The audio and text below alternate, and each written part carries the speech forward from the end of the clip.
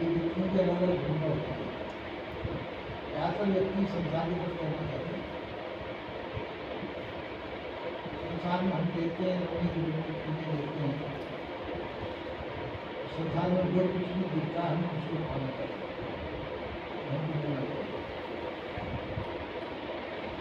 और कोई व्यक्ति जीवन कल्याण करना चाहते हैं, वो सोचते हैं कि हम संसार से नाशवान में नश्वर और हमारा शरीर नहीं है। संसार हमको कभी भी नहीं मिल सकता है, इसलिए भी कोशिश करें संसार की प्राप्ति नहीं होती, प्रतीति होती है, संसार की प्रतीति होती है, प्राप्ति नहीं होती।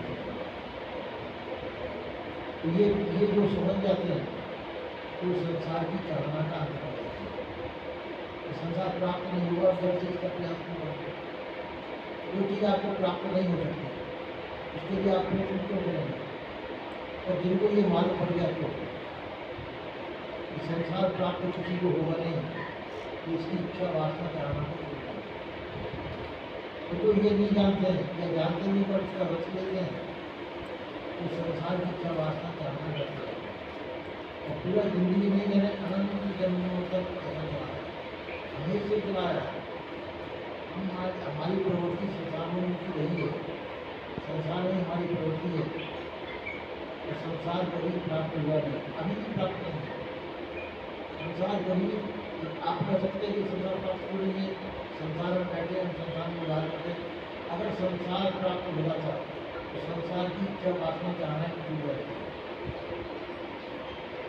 संसार की इच्छा वासना चाहना काफी छूट जाती है, तो कुछ भी नहीं।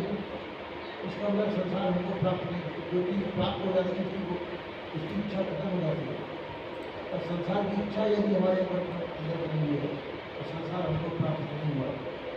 इसलिए जो संत महात्मा ये कहते हैं कि यदि संसार में रुचि है आप संसार में ही कर्म कीजिए, और संसार की रुचि नहीं है आप अपना जीवन करना चाहते हैं तो संसार की इच्छा वासना चाहना और चर्चा करके आप अपना जीवन करना चाहते हैं, ऐसा संकल्प करें।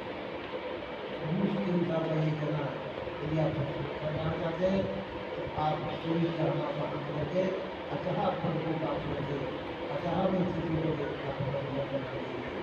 यदि संसार को नहीं चाहते, यदि संसार को चाहते हैं तो संसार में तब नाम हो करके संसार की अनुसर हो,